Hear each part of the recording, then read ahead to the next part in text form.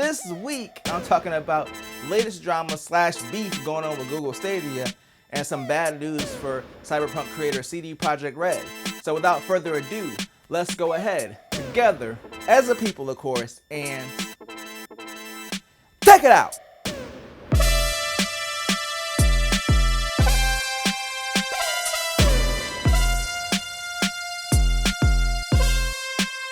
And welcome to another sensational Sunday. I'm Mike, and this is Mike Texted Out. And yes, if you are in the United States, this is a day of love. And you know what I love?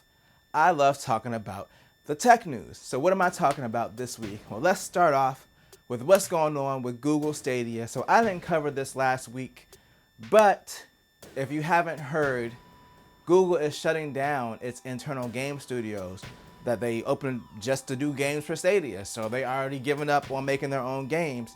And really, it wasn't that surprising. I mean, maybe it was a little bit surprising that it happened this early, but everybody kind of felt like they were gonna give up on Stadia because the business model was bad from the get-go. I've said this multiple times, but no one wants to buy full price games that you can only stream. Like the subscription thing makes more sense, like what Amazon's doing, what Microsoft is doing. And even GeForce Now makes sense. You buy the games and then it lets you access the games that you already bought to stream. Like all these things just have better business models. Google Stadia service itself is good, but the business model is terrible. So yes, they're shutting down their game studios now. That doesn't mean that Stadia is going away. It's not going away. They are just not going to make their own first-party games. They'll have third-party games up there. But I think it's going away soon. Like, if you want me to be honest about it, they released a new Chromecast that doesn't even support Stadia yet. Like, come on. Like, it's your own product and you're not even supporting it on your own platform. So, to me, it's a matter of time. But that's not the main story. I just wanted to catch you up on what was going on. But this week, they got into a beef with the creator of the game Terraria, which was a title that was supposed to come to Stadia. And now it ain't going to happen. Capping. So basically, to get down to the nitty gritty of the story, they banned Andrew Spink's account, and he is the founder of Relogic, which is the publisher and the creator of the game Terraria. Now, Terraria has been around for a long time, but it's a very popular indie game, and it was supposed to come to Stadia, but they banned his account for no apparent reason. Apparently, they didn't give him a real reason. They even said in the email that you might not be aware of like what the violation was. But they not only banned his YouTube account, but also just his access to his Google account in general, including like his Google Drive, which he said he had important documents up there. And he was trying to work things out privately with Google, especially because he'd been working with them because he has Terraria is on Android. So he has an app on Android and they were supposed to be doing stuff with getting Terraria on Stadia. But after the whole experience, when he came out and was like, yeah, now my account's banned for no apparent reason. And I tried to work with Google and they're just not, helping me at all to get my account back or figure out what I did wrong. Like, basically he said he's not going to be working with them anymore because they banned his account without any reason and he doesn't want to work with somebody like that. So Terraria is no longer coming to Google Stadia. Now, you could say because it's an indie game that it's not going to have that big of an impact, but being that they just closed their own internal game studio and they need games on that platform for it to be successful, getting any game on that platform, any game that's even remotely popular will help get more eyes on Stadia. So I do consider this kind of a big loss for them, especially with the announcement and people are already doubting that, Stadia is going to be around that much longer.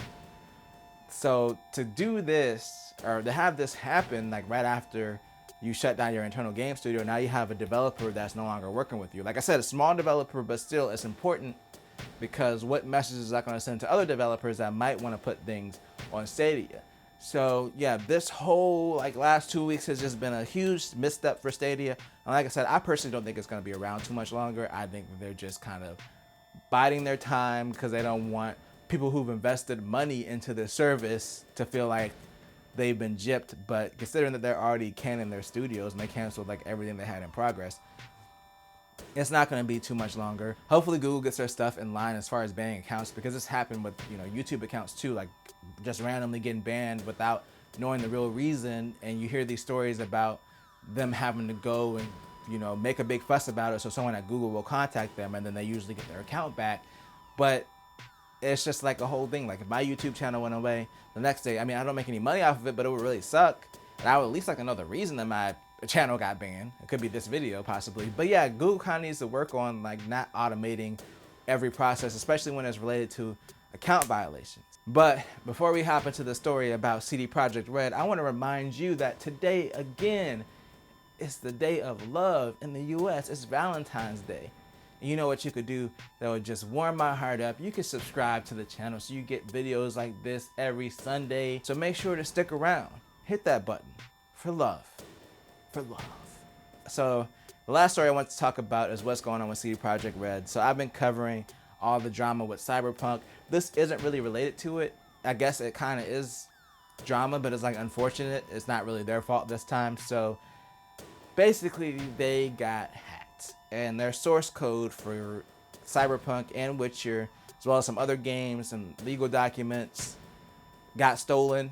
There was a ransomware attack and they refused to pay the money. The person that did it was basically like, if you don't pay the money, we're going to release this stuff to the public. And then basically they're like, no, they're not going to pay, and they understand that this stuff is going to be released. It's good that they opted not to negotiate with them or play their game, to just let it go, because yeah, a lot of times, I mean, even if you pay them the money, you don't know if they're going to give you this stuff back or if they might have tampered with it in some way that might open up another vulnerability in your system when you go to open these files. So I wouldn't even bother playing that game. It really does suck for them. There's also been rumors that it may have already been sold for millions of dollars with the source code because they refused to pay. They put a post up on like some kind of dark web forum where they sell stuff like that, and then they took the post down. They claimed that it had been successfully sold. Now, based on the article I was reading, some analysts said that it might not be true. They might just be saying that to make it seem like, you know, they've already sold the code to kind of send a message to CD Projekt Red like, oh, you didn't cooperate, so we sold it. Because the thing is, it might not sell, because really, what are you going to do with that code? Like, why would you pay $1 million for stolen source code? Because as soon as you go to release a legitimate game, like if you wanted to make a project that you're actually going to publish, and let's say if you use the source code from Cyberpunk, if they find out, you're just going to get sued, and then the game's probably going to get pulled because they're going to be like, how'd you get this stolen source code? And clearly the CD Projekt Red owns it. So no legitimate company is going to go on the dark web and buy it. Maybe someone who wants to do like their own like bootleg, you know, distribute for free game based off of that source code, they might buy it. But again, I don't see them spending millions of dollars on it, because if they're releasing a game like that where they're not really going to make any money on, I don't see them spending millions of dollars just to get the source code to make some like underground bootleg version of Cyberpunk or The Witcher. So there's a good chance that they really didn't sell it, and they might just eventually release it to the public. Who knows? But yeah, it really does suck for them, especially because they're trying to kind of rebuild after the whole mess with Cyberpunk and all those issues. Just to have another setback like this, I don't think it'll be the end of the world for them, but it really does suck for a company that's really trying to rebuild after a disastrous game launch like that. That's gonna be it for today. Let me know what you think. Do you use Google Stadia? Have you used it? Do you pay for the $10 subscription? Do you own any games up there? I'm curious to see how many people actually use Stadia. What do you think about the whole CD Projekt Red situation? Do you feel kind of bad for them? Do you feel like maybe they deserved it because of the whole mess? I don't think they deserved it personally. I'm just asking because I know people were kind of mad about the whole thing with the launch and the glitches and all that stuff. But anyway, I'm bringing it home. But if you enjoyed this video, make sure to tell a friend, tell a coworker, like, share, and subscribe, and always do at least 2 things at the same time.